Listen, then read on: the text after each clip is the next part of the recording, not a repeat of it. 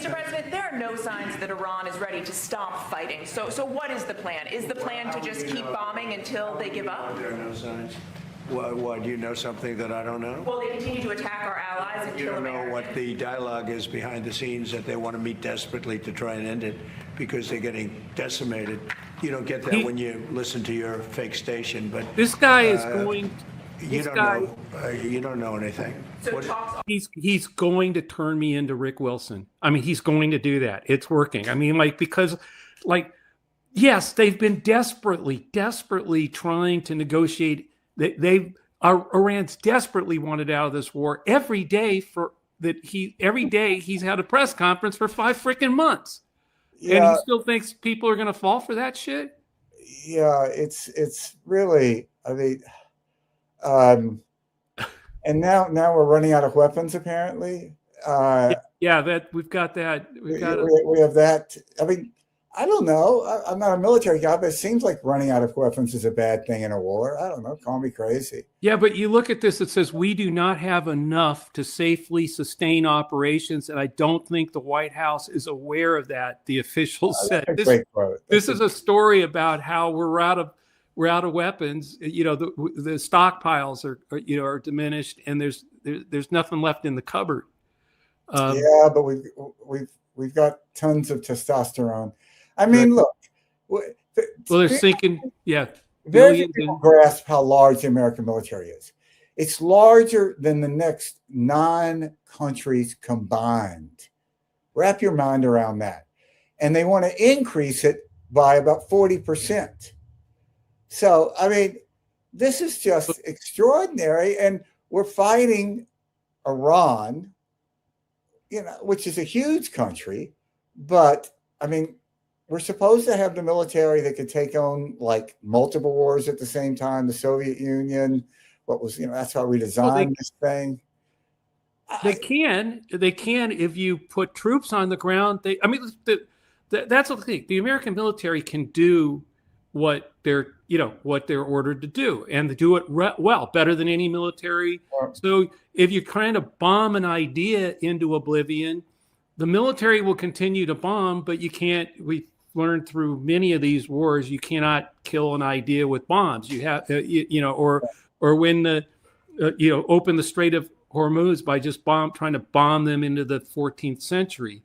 That's not going to work. So yeah, there's ways out of this. I mean, never should have gotten into it, but the way out of it is to put more troops in harm's way, to spend billions more that we don't have. And in that report about the Pentagon running out of money, it stated the Pentagon claims that we've only spent 30 billion or 40 billion on this war.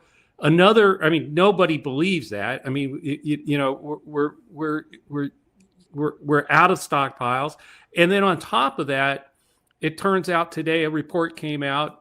I think it was I think I saw it on CNBC, but we'll get to that. Where somebody has actually done the analysis, and now it turns out that the American people have spent $65 billion in increased gasoline prices. So it's $65 billion. Tack that on to it's got to be at least $100 billion in the war, and still going on. And the Pentagon, the White House does not know that we don't have enough weapons to do an all-out war in Iran now. Yeah, I mean, at the root of this is just a fundamental stupidity. Yeah. And Trump has a willful ignorance. He refuses to acquire knowledge. But there's also this sort of arrogance that Trump has. Like, who are these people? It's only the Persian Empire. Yeah. Really, they've been preparing for this war for decades. And, Trump says, well, we didn't have any idea they might close the Strait of Hormuz. Like, really? Because that's taught in ninth grade. And it's so humiliating for the United States. What they're desperately trying to claw their way back to is what the status quo was at the beginning of the war. Yeah. But that's not ever going to happen, because now you've had this theoretical that if this came to it, Iran had this vast chokehold on the world's economy in the Strait of Hormuz, and now they've proven they do. So we've taken, all these people that we said, well, we're going to drop a few bombs, and they'll all go, okay, that's it, I'm out of here. Like, we're going to institute Jeffersonian democracy now, and has empowered them, and for generations now. I mean, it's just an extraordinary tragedy for the people of Iran. And now the Iranian proxies, the Houthis, are threatening to shut down the strait coming out of the Red Sea, which will take another 8 to 9 percent of the world's oil supply, most of it from Saudi Arabia. They built a pipeline to avoid the Strait of Hormuz and get their oil out of the Red Sea. And if the Houthis actually come forward and they haven't taken the action, they threatened it now. And so the war could expand, and that might draw Saudi Arabia in too. And so, this thing's it's not going the way the president thought it would go from. It's not Venezuela. It's not going to be over in a day. The most positive thing, I think, has been, though, that all of these loathful so-called influencers who are hanging out in Dubai have now realized that they have to leave, go some other place. And sitting out there is the Suez Canal. Yeah. Which, start closing the Suez Canal, and the whole thing could get really serious. This reminds me of that great book by Barbara Tuchman, The Guns of August, of how we stumbled into World War I, a war that no one wanted, no one thought was going to happen, that one of the reasons that it did happen was it was unimaginable that this would happen.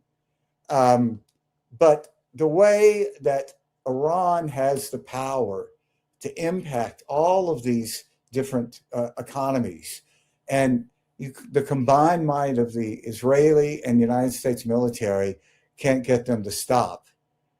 It's a really, really dangerous situation. And you have this idiot Pete Hegseth put into office by, Roger Wicker, senator from Mississippi, chairman of the Armed Services Committee. It's a very, very dangerous, bleak situation for the world, not just America. Well, I don't know. I mean, the only way it's going to end is declare victory and pull out. Well, Speaker Johnson wants to wrap it up. I think we have video of that. This administration working around the clock to resolve that in a way so that we don't suffer any more troop losses. This is a great tragedy. It shouldn't happen. But it is a very important objective that I believe we've achieved to ensure that the largest sponsor of state of terrorism does not have a nuclear weapon. That would be a disaster for everybody, and everybody around the world understands that. Now we got to wrap it up. Yes, ma'am. Fourth row. When he says wrap it up, when I took shop in high school in Mississippi, that's what our shop teacher would say at the end when we had to put away saws and stuff. Okay, boys, let's wrap it up here. Easier said than done. Look at these people behind them. It's just, they have to be humiliated. I mean, Mike Johnson, just think about that. The smallest of humans in every sense.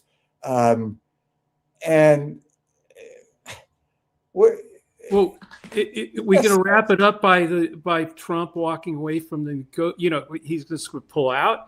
Are we going to wrap it up by putting you can't if there was a way to wrap it up, Trump would have done it. He wants out. I mean, but as we've said over and over again, there's plenty of other people in the region, including the Iranians, who have something to say about that. And that's been the problem from the minute he started this.